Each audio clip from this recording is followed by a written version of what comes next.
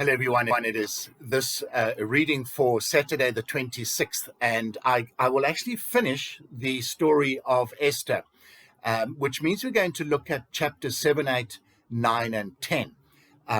Although it's 4 chapters, there is one very definite happening.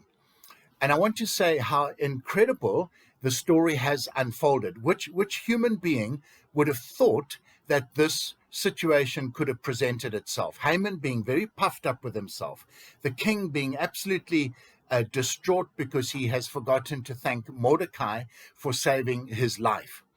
And so the following morning, after the king asks what shall be done to this very special man, Haman thinks the king's talking about himself, then discovers to his absolute horror, it's Mordecai who is to be honored. And Haman has to walk around saying what a special man this Mordecai is. Haman is distraught. It's almost as if I think he begins to lose part of his mind. He is so angry. Anyway, after all of this, he goes to the banquet with Esther, unhappy, unhinged partly. The king is in a happy mood because he's just rewarded somebody for having saved his life. And having eaten and drunk, and everyone's very happy except for Haman, the king says to Esther, what is it that you want? And she tells the story of what has happened to her people. And she puts it across in an incredible way. And the king can't help but be angry that such a wicked thing has been done to this people group, the Jews, which includes his wife. Somehow, whether the king was rather surprised that he had now married and made a queen out of a Jewish lady is besides the point. The king is furious.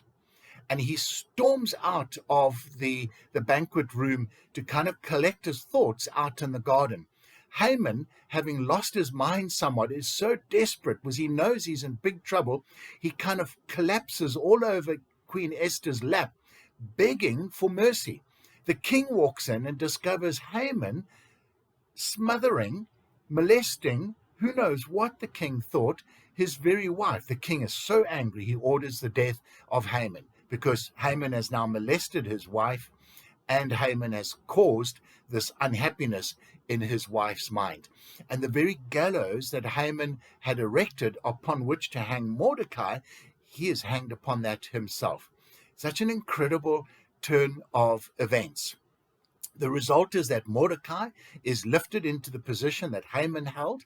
King Esther appeals to the king to reverse the edict, and she argues very cleverly that this was not the king's edict. Technically speaking, it was Haman's, and Haman was a wicked, vile fellow. And the king agrees that a new edict can be issued in his name, not contradicting what the king did, but fixing what an evil person did. And so the Jews are saved.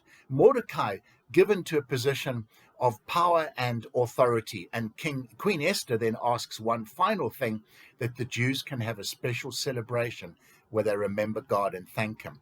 The lesson for us, God will answer our prayers. He will do so in a way that is beyond our imagining and would never in our wildest dreams have thought of ourselves. Trust God, pray to him, and he will deliver you. But then my final note, as Esther and Mordecai did, go back to God in worship and thank him for what he did. Never forget to thank God for the way that he will save you. Esther got the people to celebrate, the Jewish people to celebrate, a very wonderful Jewish celebration. And we need to learn from that and worship God when he answers our prayers. Folks, that's it for the story of Esther. I hope that was helpful. It's an amazing story. Read the book of Esther for yourself. God bless, and we'll chat again next week. Bye-bye.